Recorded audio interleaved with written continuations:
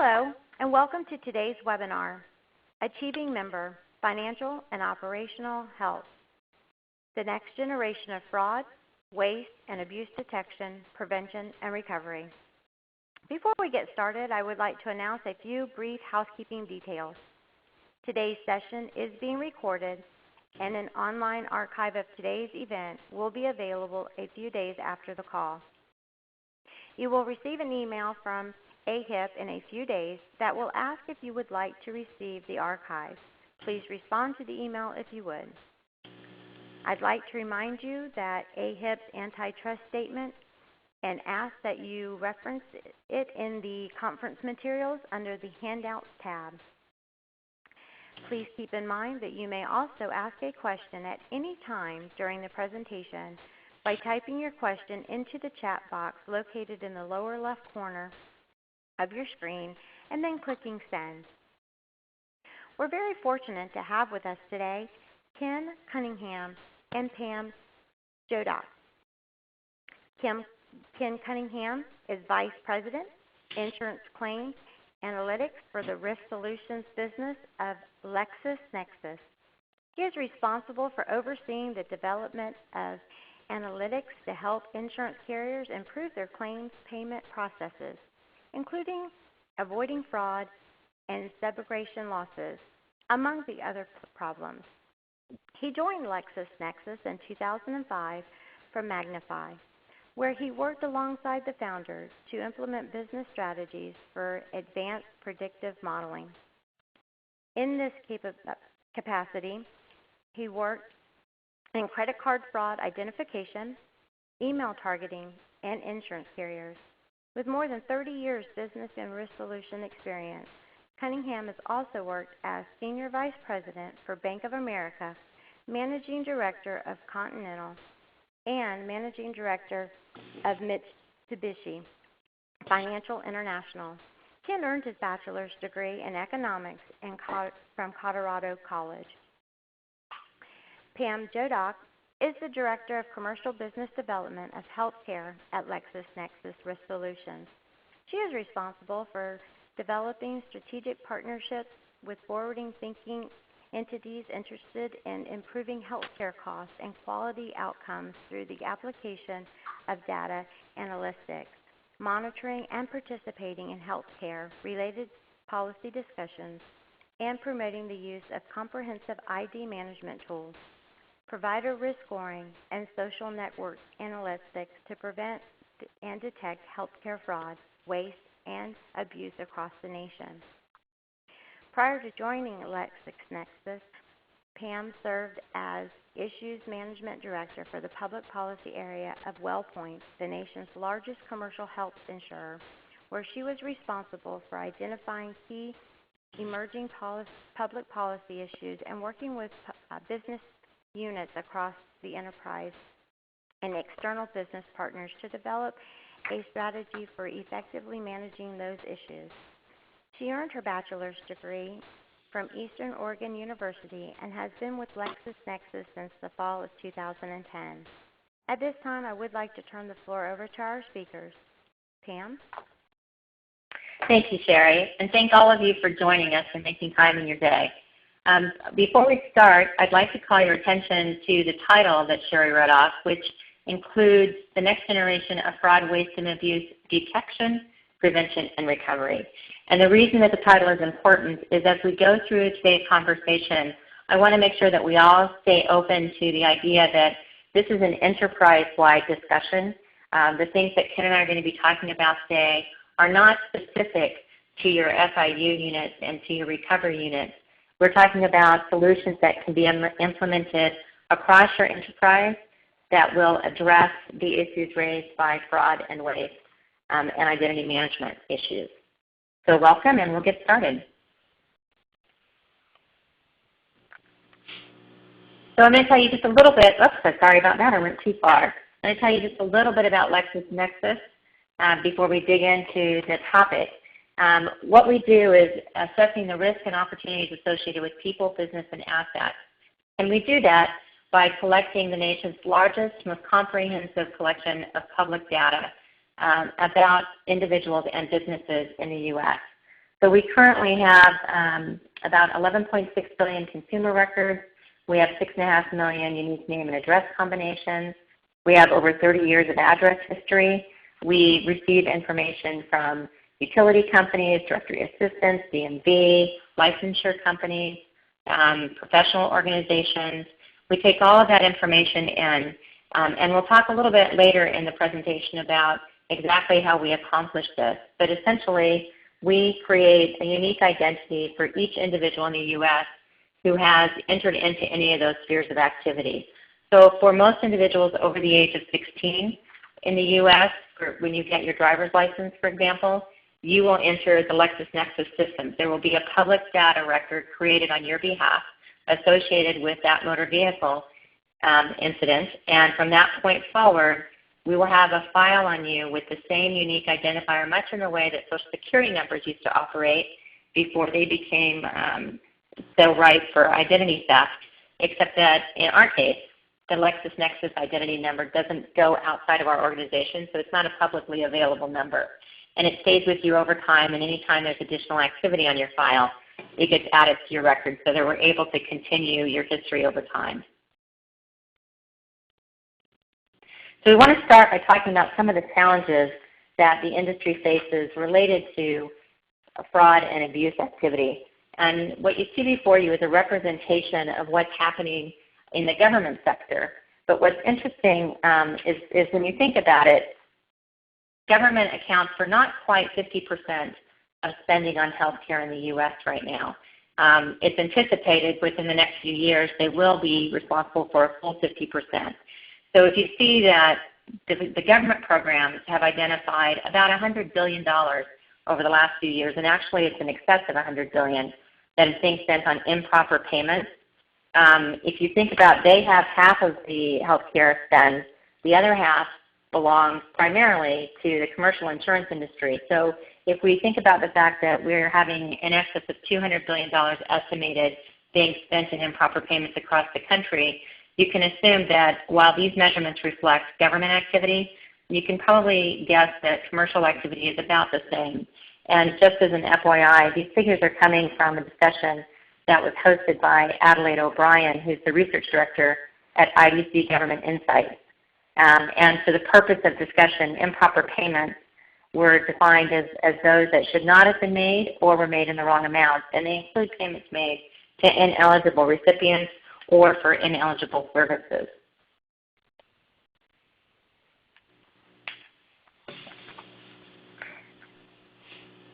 So what we're going to talk about next is where does fraud and abuse, where do we see fraud and abuse? And what's interesting is that 80% of all suspected fraud and abuse cases involve at some level the provider. And what's interesting when you look at the pyramid that's in front of you, the bottom two quadrants of that pyramid indicate that there are probably a lot of providers out there who engage in these activities at some level or another, but they probably don't even think about it as being fraud. For most of them, it's become standard business practice to be able to keep their revenues up as reimbursement policies have changed across the spectrum of payers. So it's not unusual to see upcoding. It's not unusual to see medically unnecessary diagnostics. So someone, they say that they conduct a test to protect themselves, for example, against claims of poor practice in medicine, et cetera. They may have you come in more often for office visits than is really necessary because it increases the revenue stream, et cetera. It's not that unusual. DME companies who may allow you to keep equipment longer than necessary so that they can continue to bill for it, et cetera. In the strictest sense, those are fraud and abuse activities, but they're not that unusual in the healthcare arena. And so they're not intent on committing fraud, but in fact that's what's happening. And at the top of the pyramid where we talk about the false coding and the altered claims, those would be what we would consider to be intentional activity. It's not an accident. It's not something that's a matter of educating your provider about what they could be doing differently. We do in fact have that portion, although small, of our provider community that are in fact engaged in true fraudulent activities. And as an example of that, is a ring that was busted in Brooklyn in February of this year. And I just wanted to share this. It's interesting for LexisNexis when we talk about fraud, waste, and abuse in the community, and we suggest the activity level of organized crime in healthcare fraud. Oftentimes people will laugh and think we've been watching too much TV. But in fact, it's becoming much more prevalent. Over the last decade, there has been a tremendous increase in the engagement of organized crime in healthcare fraud.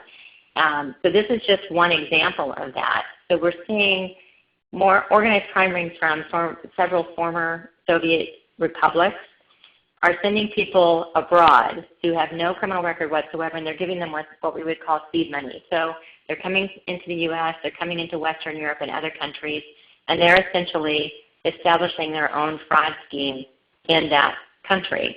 And then they may go back home, or they may begin to expand their operations within the U.S. They started this in the mid-1990s, focused more on stock schemes. But over the last decade or so, we've seen them expanding those activities into mortgage and healthcare fraud. And an example of that happened in Brighton Beach. And what's really interesting about Brighton Beach is that it has one of the highest levels of healthcare fraud in the nation. And they have more healthcare providers in Brighton Beach zip code who have been currently barred from participating in Medicare and Medicaid because of misconduct than any other zip code in the U.S. They're second only to South Florida. And you see here that the scheme that they perpetrated there involved about $250 million worth of fraudulent claims, targeted private insurance companies, which is the reason I chose this example, because more often than not what we read in the paper targets Medicare and Medicaid, and it's easy for people to think that the problem is not as prevalent in the private sector, and we all know that in fact it is. And in this case it involved 10 doctors, 9 clinics, and 105 different corporations. And not all of those corporations were medical in nature. They could have been anything from a check cashing organization to a DME to some sort of a property management company. And the reason that you see that kind of a variation in the types of corporations that are associated with these schemes is that they use those other companies to help launder the money that they're earning through their healthcare fraud.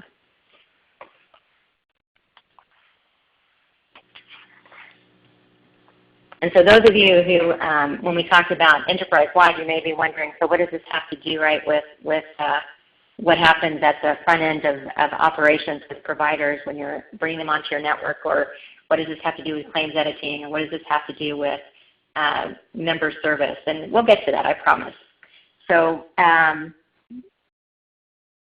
was someone speaking? Okay, sorry. So traditionally, the way that we've dealt with schemes such as the one I just explained, or even just the upcoding that we mentioned in the previous slide, has been with a very limited tool set. And they primarily focus on the post-pay environment. So the shortcomings of these tools are pretty well documented, and their usefulness has been hampered by prompt pay rules that require us to process a correctly submitted claim in less time than we're actually able to apply the fraud, waste, and abuse tools that are at our disposal. In addition, our reliance on tips and leads as the primary source for identifying potential fraud or abuse has also affected our ability in this area. You know, as I mentioned earlier, many of the abusive billing activities we see in the provider community are viewed by just about everyone involved as being sort of standard business practice. So tips on these types of activities usually come from disgruntled current or former employees. And so as long as everybody in the office is happy, you're not likely to hear about it. Similarly, when we talk about even the complex schemes, like the Brighton Beach example, people aren't doing that on their own, as you saw in the number of doctors and clinics, et cetera, that were involved. Usually they're going to involve relatives, close friends, trusted business associates, individuals who, again, are not likely to rat them out, if you will, unless there's a fracture in that relationship. So fraud schemes are becoming far too sophisticated to be effectively addressed by these types of historical tools. The good news is that there have been technological advancements in recent years that are making it much easier to catch up to and prevent these types of complex schemes and abusive billing patterns, and they don't require a tip from anyone in the know. So what I'm going to do now is turn this over to Ken and let him talk more about some of those technologies. Thank you, Pam. One thing to mention on the prior slide is that we talk about rule systems and some of the challenges of rule systems. I will speak later in the presentation.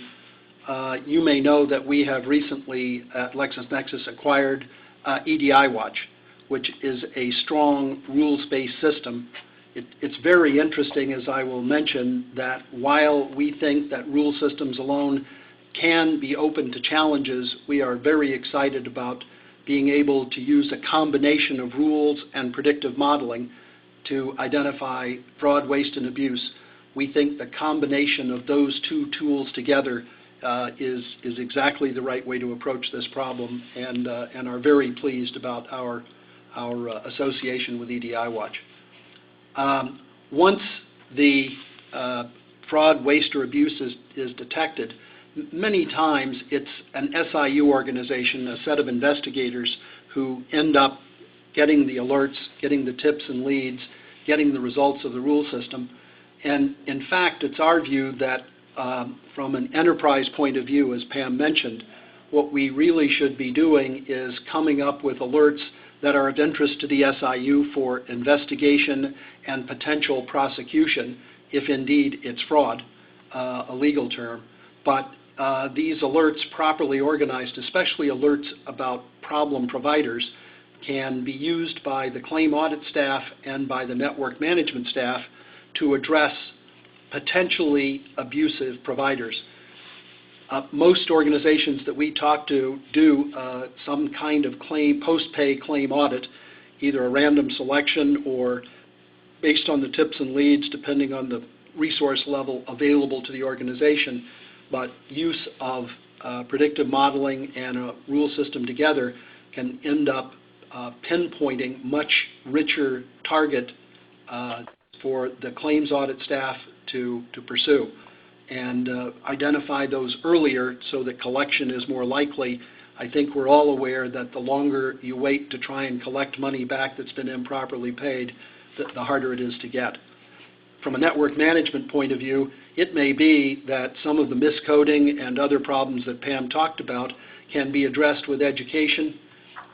There's a kind of sentinel effect of letting providers know that a payer is on top of the patterns that are coming in and is asking questions. And if indeed a provider is being abusive, sometimes just the knowledge that they're being watched carefully can lead them to change their practices or in the real world more likely send bills to other payers who are being less vigilant. The risk advantages of an enterprise solution of the type that we're talking about, first of all, early detection. It can't be too soon to identify the providers who are creating problems, having you pay more than you should properly pay on the claims. One of the challenges with most systems, including most rule systems, is it's a challenge to decide where to spend my time and effort, which providers to go after. Prioritization is a problem.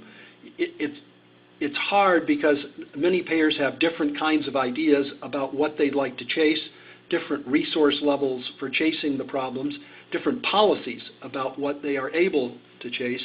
And one of the advantages of a predictive modeling approach is it allows a kind of targeted identification of a payer's problems that a payer is particularly interested in, and a rank ordering of providers to allow some kind of resource allocation to what an organization thinks are the most important problem areas to chase. These alerts can concern individuals or entities. It can be providers or members. The lower claims losses is the objective for most of our clients, better cash flow and higher ROI. Certainly some interest in prosecuting those who are most egregious, but really talking about trying to pay the right amount to providers on a consistent basis. The combination of the predictive models and the rules it provides a consistency for reviewing and screening the providers and claims as they come in, and allows for a more ordered and a more structured approach to a fraud, waste, and abuse system inside the payer client. We think there are really 4 layers that are important in establishing this enterprise-wide solution. Identity proofing is something that Pam's going to describe in detail in a few minutes, particularly in relation to providers. If problems can be identified with providers at enrollment time, when the credentialing process goes on, if I can understand that this is a high-risk provider because of earlier activities in this provider's life that I might not otherwise be aware of, I may be able to head off some of the problems before they ever start. And indeed, provider and member screening as we go along in the process to identify changes in a provider's status with respect to financial stress or criminal activity or medical sanctions allows me to anticipate problems in some cases before those problems get out of hand. Predictive claims analytics along with a rule system not only allow me to prioritize my post-pay activities, but we think quite importantly allow me to identify providers now whose billing activity is such that I may be able to supplement my claim edit process and start some prepay interventions around the most egregious providers. Perhaps I can't stop all of their claims. There may not be a policy basis or coding basis to do that, but I may be able to stop some of those claims. Our experience has been looking at payer data that the claim edit process in many cases is not as robust as we would like it to be, and needs to be supplemented with rules that can be implemented prepay and avoid the pay and chase part of the process.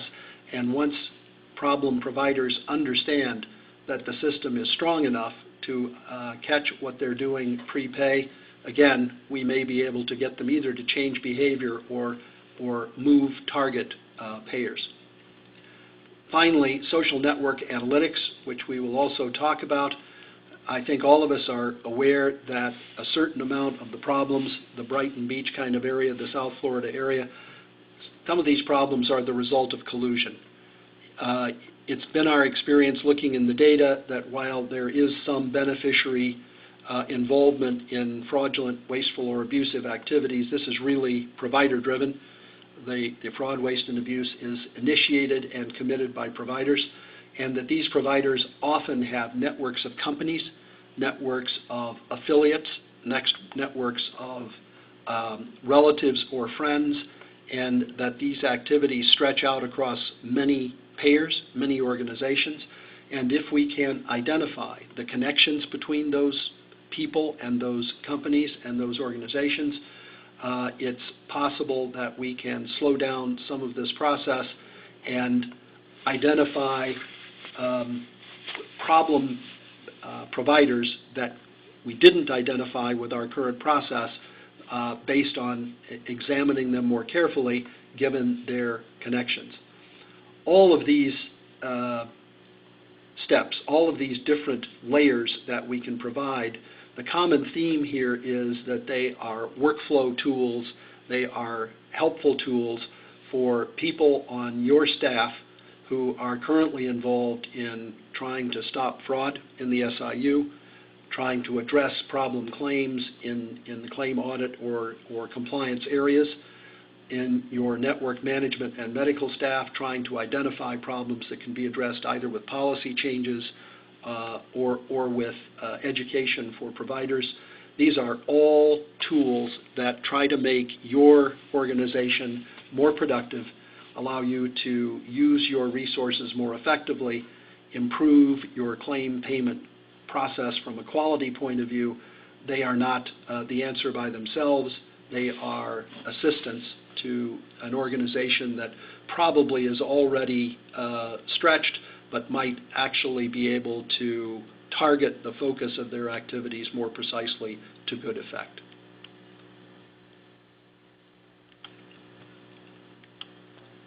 Okay, Pam, I'll turn it back to you to talk about identity analytics.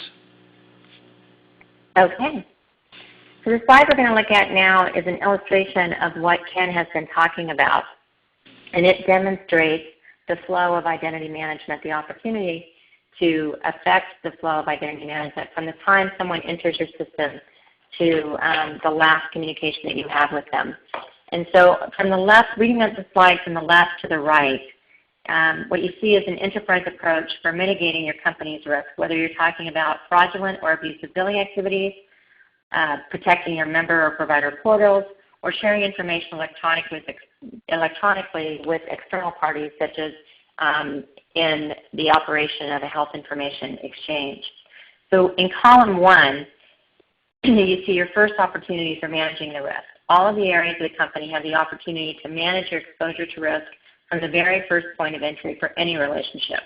So whether you're talking about an employee, a vendor, a provider, or a member, your first priority is to verify that the individual or business is who they say they are. And for providers, as Ken was saying, it's not just a question of saying who they are, it's also a matter of saying, and are they allowed to operate in the manner that they present themselves as being allowed to operate.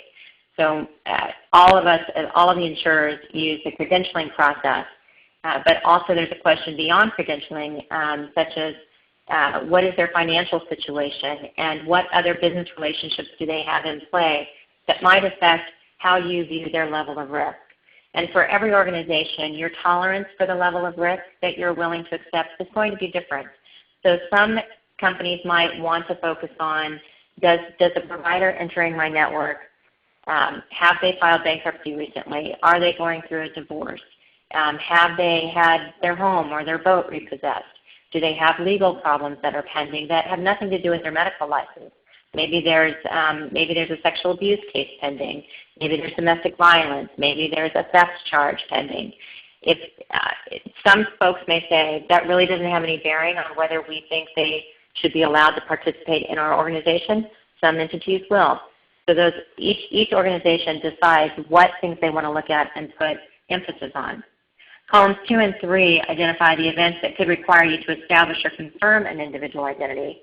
So, and generally speaking, when you're doing a one-on-one, person-to-person encounter and you want to verify someone's identity, the most common thing to do is to use the government-issued identity that includes a picture of that individual. But if you're not face-to-face with them, you also still need to verify that they are who they say they are. And that involves setting up an account for them generally and setting up arrangements where you can confirm that they are who they say they are, that they've accessed their account or made changes to their account through email or phone messages. I'm sure any of us who've gone in to change our bank information, or you go into your insurance site and you've forgotten for your homeowner's insurance what your password was and you had to reset it. You know, for my company that I deal with, within a matter of minutes, I'm getting an email from them saying, recently we changed your password. Did you do this? If not, please contact us. Those types of safety measures that you put in place. The third column represents the world of electronic information exchange. Traditionally, we shared information on a one-to-one basis, and you needed information or a patient or a member, you could send a fax or do a snail mail request to each individual organization that you knew to be associated with that individual. But in the world of electronic health information exchange and the soon-to-be health insurance exchanges, you may receive multiple inquiries for an individual at one time, and you may be part of a phishing expedition, if you will, where you don't really even know who the person or entity requesting the information is. The ultimate vision for health information exchanges is that if you need information, all you have to do is type in some identifying information about me, my name and date of birth, for example, and then you hit your send button, and the insurance exchange is intended to function in a way that any participant within the exchange who has information that matches my identity would release that information to you. So if you're on the end that's receiving that request, how do you know that the request you're receiving is legitimate? How do you not only know that the entity requesting the information is allowed to have that information, but that the individual representing that entity is who they say they are and has the authority that they claim to have, that they're trying to exercise through electronic means?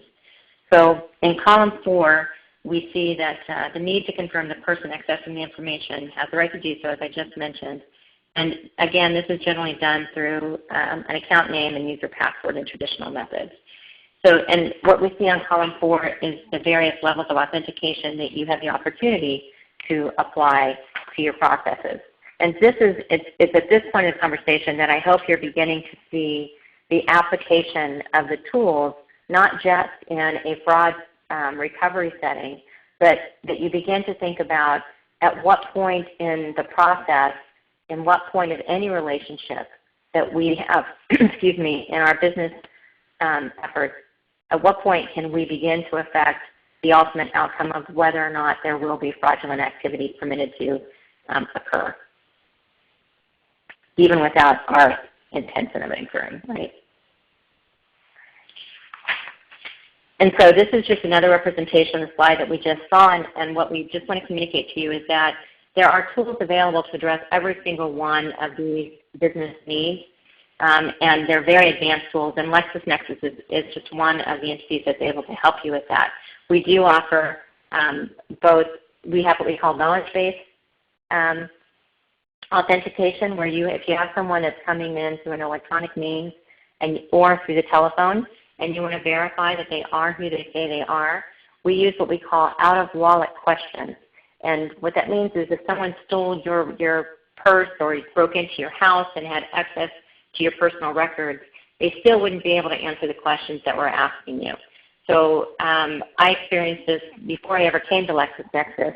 I was doing something on the Internet, and it began asking me what phone number, which of these 3 phone numbers belong to you in 1997? Which of these 3 addresses did you live at in 2001? Which of these 3 cars did you drive in 1996? And those are things that if you didn't live my life, you wouldn't know the answers. Because I got to tell you, I lived my life and I didn't know the answer to the phone number question. I'm like, oh my gosh, I can't even begin to remember what phone number I had 10 years ago, back in the day of landlines instead of cell phones, right?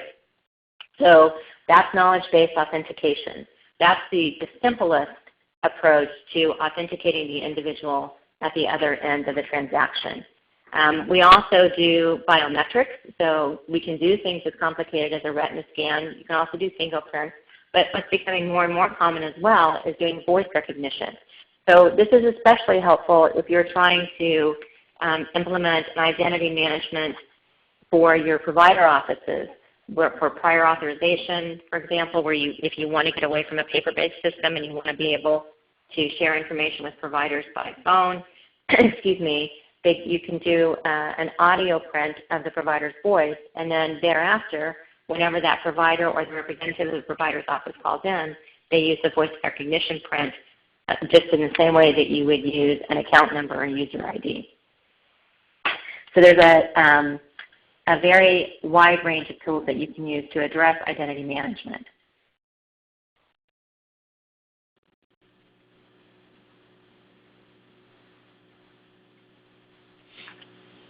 Now the basis for how we approach identity management at LexisNexis, and I alluded to this at the beginning of the conversation, is what you see here is our LexID representation. This is what allows us to do what we do so well. So we take in all of the information that I mentioned from the public records and the various licensure sources, court sources, DMV, etc. And as that information comes in, we look for someone within our database who has similar information until we get to a point where we're certain that the record that we've received matches the LexID that we're associating it with. And so that's how we create your file over time. Is anytime there's an activity, I buy a new house, that generates an activity that goes into my LexID file. I change neighborhoods and I change my address. That goes into my LexID file. It doesn't erase any of the history that's already there. It simply adds to my record so that the LexID is a complete history of my public activities, of my education, of my any licensure that I have if I'm a physician or any type of a professional that requires any kind of licensure. That information is going to be included there. And so when you as an insurer want to verify that I am who I say I am, that I have the credentials I say I have, and that I am authorized to do what I say I'm authorized to do, you can look at my Lex ID. You can send Lexis the provider's name and their social security number or not, or just their address, their practice information. We can find them in our system, in the Lex ID system, and we can return the information that you deem appropriate. We can return a massive amount of data to you about that provider, or we can return a select number of fields based on what you think is most important for you to know. In addition, once we have that, we disambiguate the information that we have and associate it with a particular individual, we're then able to identify relationships within our database between individuals. So we know, for example, if you shared an address with someone when you were in college. We know if you shared a telephone number with someone. We know if you have, if you and your spouse's names appear in a property deed, we know you're related. We can identify whether you're related by blood or by marriage or by business relationships or just insinuated friendships. When I say insinuated friendships, I would be referring to that college roommate that you may have had. And then we also can identify whether you have a relationship with a business. And this is important in the provider community as well, where they're supposed to be disclosing to you if they do have financial interest in DMEs or radiologies or standalone clinics, etc. If you wanted to verify that information, we can go and look at our business data and say, does this provider's name show up on the business license? Is he listed as being on the board of trustees? Is he listed as having any type of financial interest in this business? And then you begin to see those relationships. And this can be, it can be applied very simply, just in identifying, again, with your providers where they have relationships as they enter your network. It can be used to identify whether or not someone being discharged from a hospital has a social network in place and how strong that social network might be to support them when they're discharged. We can use it in disease management circles, again, for that same support approach. But it also, in fraud schemes, becomes extremely important. And I think Ken's going to talk about the social network analytics that we do a little bit further, where we can begin to identify relationships that play a part in fraud schemes that you would never be able to identify simply using the data that's available in your claims database or even clinical data from your provider.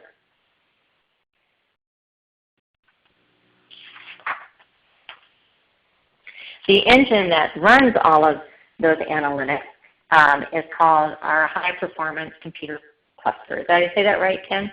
High-performance computing cluster. That's right, Pam. Yes, thank you. Thank you. Pay attention to stats, guys. And this is the platform. You see all the data on the left are the records that I mentioned earlier that come in to our processing engine, and the output is what you see on the right-hand side. And when we say high-performing, we're talking about both volume and speed. This system processes over 30 million transactions an hour with an average response time of less than 500 milliseconds.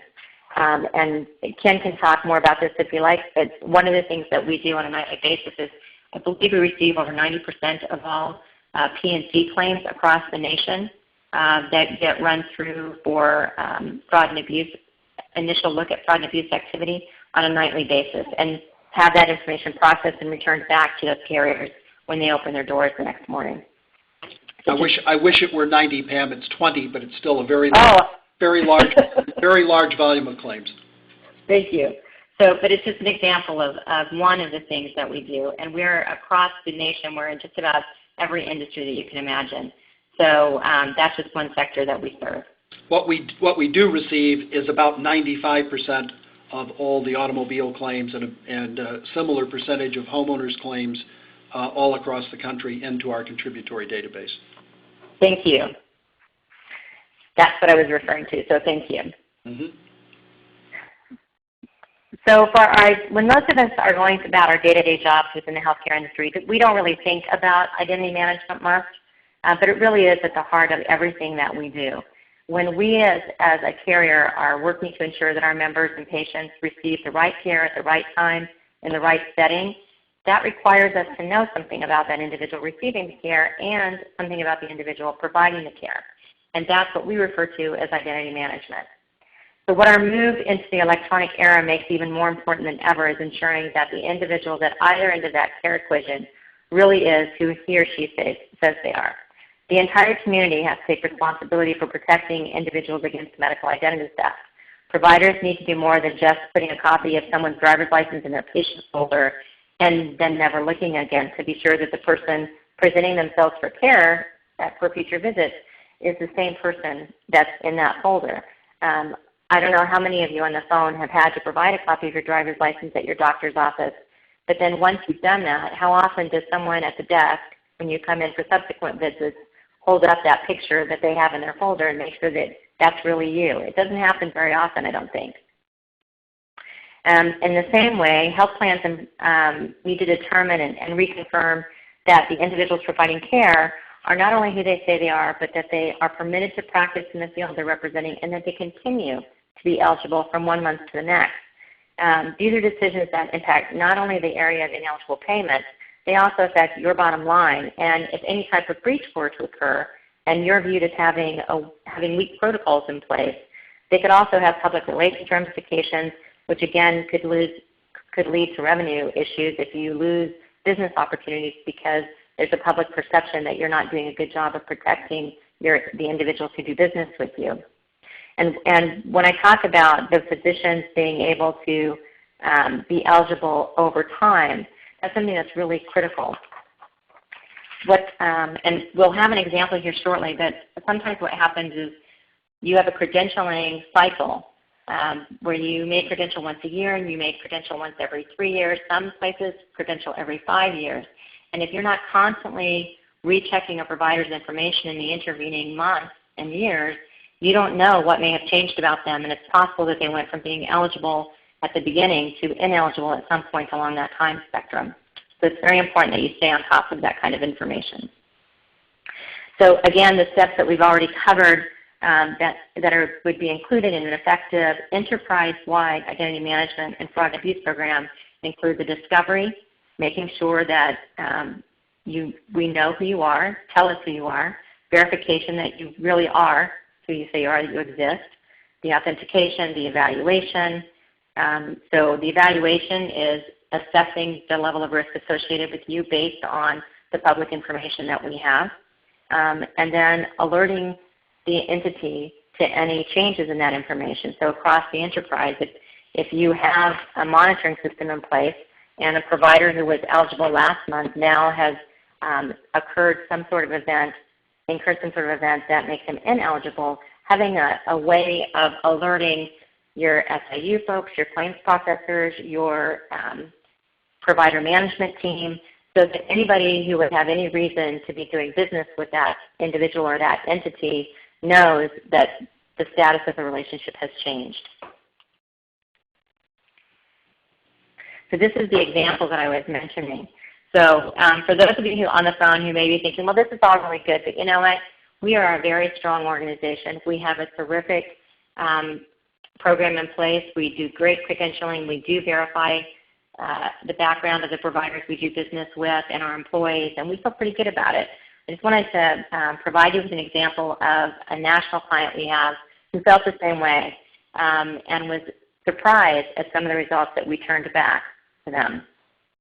So remember earlier in the conversation I talked about each entity needing to determine its own level of risk. How much risk can you bear? And so in this particular case, the client said, we think that if the person is dead, that's a pretty high risk. There's something wrong there if we have a provider showing up on our network who is actually not even alive anymore.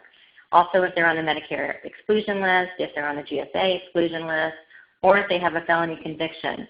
Those are all providers that we would generally not want to have in our provider network, and we would want to know about them. If they have if the state licensure status is in question, that's a medium risk for us. It's something that we probably want to know about and we want to follow up on, but we wouldn't automatically think that this is someone we don't want in our network. We would just want to know more. And same if they didn't tell us that they actually had a financial interest in a DME or a radiology clinic, for example. So in the results that we returned back to our clients, some of the interesting things that we noticed is that more than 1% were deceased, which may seem like a small number, but if you're a national carrier and you have tens of thousands of providers, that ends up being actually a pretty good number. 1.7% of the providers had current sanction, or they were on the exclusion list for Medicare or GSA. And even if you just have one provider, that's now a huge risk under the Medicare reform laws. There were a percentage that were actually registered sex offenders, and what was interesting and alarming to me as a parent and a patient was that the number of those individuals who were also pediatricians. And so they were registered child sex offenders, and yet they were practicing medicine in pediatrics. There were individuals who were in jail, and yet they were listed as active providers. And the undisclosed association to excluded providers were identified. So there were providers on the list who had relationships with businesses that they had failed to share with the carrier. So again, part of what we see here is that things can change after an initial verification. So if you credential your providers, as I mentioned, on an annual or less frequent basis, things are going to change over time. It wouldn't be that surprising if you had an older physician who you had credentialed, and 3 years later, when you went to recredential, you found out that during the intervening 3 years he had passed away, but his office had continued to bill under his provider number, and that would be an ineligible provider. Someone in the office needed to change that and update the provider information. So it doesn't necessarily mean that someone is involved in a criminal activity. Sometimes it's something as simple as that, but the point being that if you're not monitoring it, you wouldn't be aware of it. But again, and as it's particular interest to our client in this case, and that's why it's highlighted in red, was identifying their involvement with other organizations. And again, that's part of the Link ID technology that I talked about earlier. Our provider screening tool, this just gives you an overview of the things that we can check for. This is not an exhaustive list, but when you go to provider screening with LexisNexis, some of the things that we look at, we are going to verify the input of data, but we're also going to look at derogatory and supplemental data that you see identified here. And I'm not going to spend a lot of time on this because I'm watching the clock and I'm concerned about making sure that we get through all the slides. So Ken, I'm going to give you a chance to talk again. Okay, thank you, Pam. Let's spend a few minutes talking about claims analytics. Our approach to the predictive modeling for analytics is to take a provider-centric approach. I already alluded to the fact that, as you know, most fraud, waste, and abuse in the medical arena is either perpetrated by or facilitated by providers. So the approach that we take with both our models and our rules is to identify problem providers early. We try to supplement the rules identification of specific known problems and cases with the use of predictive models that's looking for more subtle interaction among the diagnosis, treatment codes, dates of treatment that providers use. It is the case that many providers are able to understand how the claim edit system works and how rule systems work, and if, for example, you have a trigger on a particular kind of claim that says up to $300, we don't look at that claim. I think you may not be surprised to know that there are providers who send in lots of claims at $280 or $290. The advantage of the predictive modeling tool and approach is that it can be more flexible than a rule system in identifying problem patterns, even if some of the specific kinds of triggers that work in a rule system are not present. And the basis on which we typically do this kind of work is to start with the identified set of problem providers that our clients have. We have some clients who do not have a prior set of identified problem providers, and we have techniques in that case for utilizing both our rules and our models to make a start. But the advantage of having an identified list of prior providers to work from in our modeling effort is that those problem providers patterns of diagnosis, treatment, and billing in the past really incorporate a payer's policies and approach in ways that it's sometimes difficult to do in interviewing the client. The data tells a lot of story, sometimes even a story that's hard to articulate by an expert or by a participant in the process. So starting out to be consistent in applying the rules and policies that we have now and the approaches that we have now across all providers, even providers who are clever enough to make subtle changes in their billing patterns because of what has been flagged with the current process. That's the basis on which a predictive modeling approach can make a difference early on. We believe that claims fraud in the healthcare world is complicated, very complicated, and it takes a set of tools to work. Predictive modeling, business rules, identity analytics, text mining is something that's alluded to in this stack of functional components that we see here. There is a certain amount of text available in many records, and as some additional free-form text, unstructured data becomes available electronically, we are able to incorporate that kind of data using text mining techniques and improve the efficacy of our model in identifying problem medical providers. It's been extremely powerful in the insurance world, and as more text becomes available in the healthcare world, we certainly believe it will strengthen the model significantly. This slide also indicates that we use both the payer's own data and external data in building these models. The combination of the two is powerful for reasons that Pam has already alluded to, and the red bars on the right indicate that if this kind of database of bills and provider information is assembled, it's possible to do additional kinds of work other than just identifying problem providers, such as subrogation identification and social network analytics. The platform supports a number of different approaches to fighting fraud, waste, and abuse and avoiding losses and subrogation through failure to recover. What this slide does is indicate the layered approach that we now have available through our combination with EDI Watch. It really is hard for me to say how excited I am to be able to combine the analytics that EDI Watch has in their approach to categorizing the claims, the approach to identifying problem schemes, the approach to identifying utilization widely, and to be able to combine what EDI Watch has been doing about the providers that they know with the modeling techniques that we use in an integrated package. I have suggested on the prior slide that the use of various tools to identify healthcare fraud, waste, and abuse is important. The power that comes from integrating those tools across a single data source about a client and adding the public records data is really an extremely powerful combination. And we are at work now for some of our clients putting this kind of power into practice. I have this slide just because sometimes people are interested in what's the approach to modeling.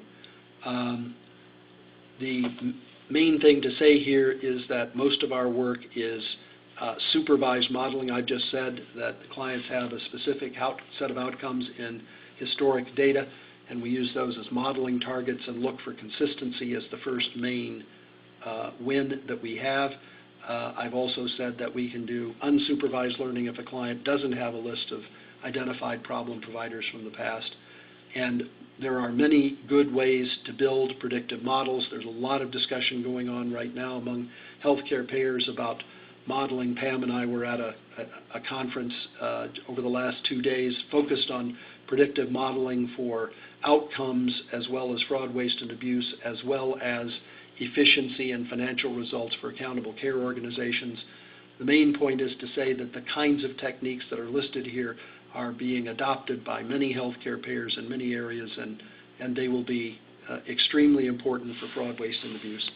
I think that's the point to make about that. Prepayment. A lot of concern about trying to get out of the pay and chase world, but that concern tempered very much by prompt pay rules, claim systems that make automated payments quickly, fear about upsetting the provider network unnecessarily, fear about false positives in this process. We think that there is a straightforward way to begin to address these the prepay opportunities, and that is by identifying in the post-pay world, looking for those people you have gone after in the past to collect money back, looking at some of the people you wish you'd gone after in the past to collect money back, identifying which of their claim lines could be stopped in the prepay world. It is unlikely to be all of them, but it is likely to be some of them, and the effect of putting these people on notice that you are now on top of where they are, in addition to avoiding making those payments in the first place, is really going to be very powerful. I think over time, as payers gain experience with operating the prepay rules, the use of prepay is going to grow quite